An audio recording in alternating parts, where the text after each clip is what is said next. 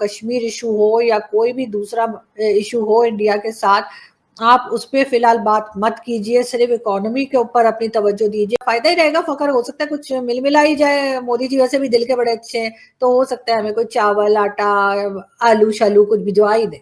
समझता हूँ कि अगर एस्टैब्लिशमेंट के अंदर ये जो डिसयूनिटी है, ये डिवीजन है, ये this is very dangerous for Pakistan and for the establishment and for the political system. और ये बड़ी हमारी बदकिस्मती है, बिकॉज दुश्मन लेफ्ट भी है और राइट भी है। और अगर मुल्क के अंदर दुश्मन नजर आने शुरू हो गए तो फिर हम कहाँ जाएंगे? यहाँ पे भी पड़े उसके पैसे, तो इंडिया हेल्प करेगा। इंडिया ने अरबों डॉलर दिए हैं श्रीलंका को। इंडिया ने ऑयल, व्हीट, ये सब इंडिया भेजता रहता है। हम अफगानिस्तान के लिए भी कर रहे हैं। और एक और चीज कमाल की बात है,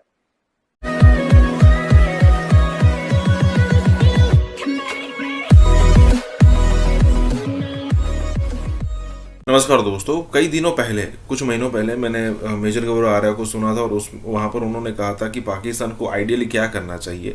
सबसे पहले ये जिहाद और आतंकवाद सब कुछ साइड में छोड़कर उनको ये एक चीज़ सबसे पहले करनी चाहिए कि प्रोग्रेस पर ध्यान दे, डेवलपमेंट पर ध्यान दे, जो रिफॉर्म्स उनको पाकिस्तान में करने चाहिए उस पर ध्यान दे। कई सारे लोग होंगे जिनको अच्छा नहीं लगेगा, उनको ध्यान में न रखते हुए जो अच्छा है पाकिस्तान के लिए वो चीज़ें करें। और अगर 15-20 साल 25 साल अगर आप ऐसी चीज़ें करते रहते हो तो हो सकता है कि आप इंडिया से टेबल टॉक करने के लिए इंडिया को मना लो। क्योंकि ऐसा है नहीं कि अगर मान लीजिए कि 15-20 साल उन्होंने सब कुछ बंद करके मेहनत की तो इंडिया से आगे निकल जाएंगे या फिर इंडिया के नज़दीक पे आएंगे। वो दिन तो गए। लेकिन इंडिया सोच सकता है कि भाई पाकिस्तान अब सीरियस है और यहाँ सीरियस है और अब बात हो सकती है। यहाँ पर भी यही बात हो रही है कि सब कुछ साइड में छोड़कर, उसमें सबसे बड़ा पॉइंट क्या है, कश्मीर, उसको साइड में छोड़कर रिफॉर्म्स पर, डेवलपमेंट पर ध्यान देनी चाहिए। इसी के साथ ये वीडियो शुरू करते हैं। मैंने तो नहीं सुना इनके 3.5 सालों में कि नरेंद्र मोदी जी ने ऐसी कोई बात की हो।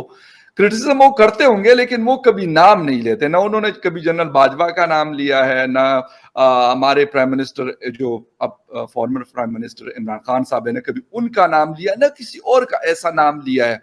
आप उनको कभी नहीं देखेंगे कि वो खामखई में इमरान खान का नाम ले रहे हैं या वो पाकिस्तान का नाम ले रहे हैं या किसी और चीज का। वो काफी हद तक जो है वो अपने काम पे फोकस रखते हैं और इसी वजह से शायद इंडिया जो है वो इस वक्त फास्टेस्ट ग्रोइंग इकोनॉमी की तरफ जा रहा है और इस साल वो लोग उसको कर लेंगे, अचीव कर लेंगे। बात की है कि जी आप कश्मीर इशू हो या कोई भी दूसरा इशू हो इंडिया के साथ, आप उस पे फिलहाल बात मत कीजिए, सिर्फ इकोनॉमी के ऊपर अपनी तवज्जो दीजिए। जब इकोनॉमी होगी तो आपकी बात को लोग सुनेंगे। अगर क्या आई एम श्योर कि जब वो जा रहे हैं, इतनी तेजी के साथ ग्रो कर रही है उनकी इकोनॉमी, के कहा जा रहा है कि फास्टेस्ट ग्रोइंग इकोनॉमी, तो फिर हम थोड़ा बहुत उनसे हाथ भी मिला लेंगे, जरा फायदा ही रहेगा। फकर हो सकता है कुछ मिल मिला ही जाए। मोदी जी वैसे भी दिल के बड़े अच्छे हैं, तो हो सकता है हमें कोई चावल आटा आलू शालू कुछ भिजवा ही दे।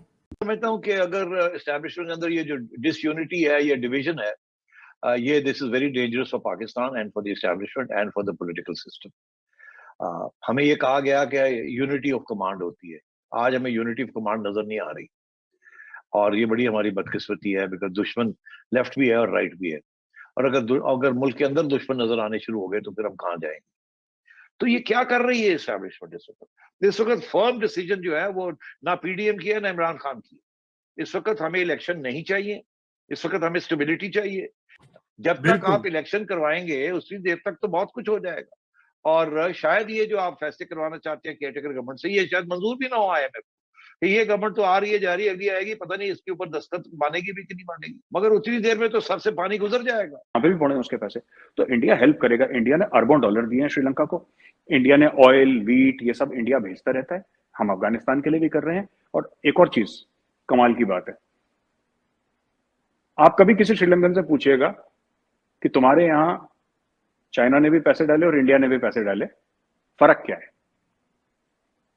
ये कभी पूछिएगा किसी श्रीलंकन से। मैं जो भी पाकिस्तानी भाई बहन देख रहे हैं मैं उनसे भी यही रिक्वेस्ट करूंगा कि आप पूछिएगा किसी श्रीलंकन से, वो आपको बताएंगे।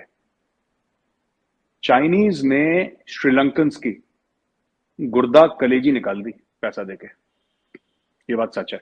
हनुमान पोर्ट उनका छीन लिया। एक ऐसा एयरपोर्ट बनाया आलिया जी, एक ऐसा एयरपोर्ट बनाया जिसमें कि पिछले 5 साल से एक हवाई जहाज लैंड नहीं हुआ।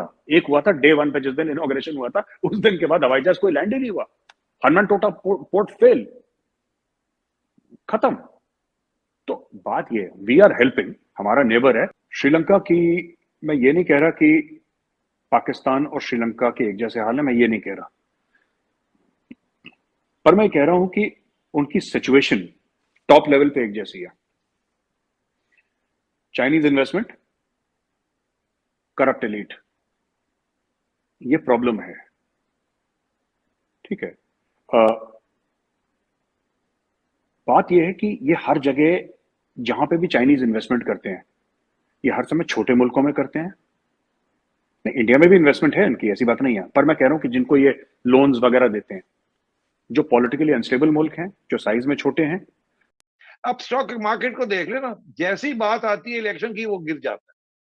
जैसी स्टेबिलिटी नजर आती है उनको कि यार अगले 1.5 साल में ये मसले हल होंगे, IMF आएगा, रिजर्व्स बढ़ेंगे, डेट्स पे ऑफ होंगी, सऊदी अरेबिया भी आ जाएगा, सारे आ जाएंगे।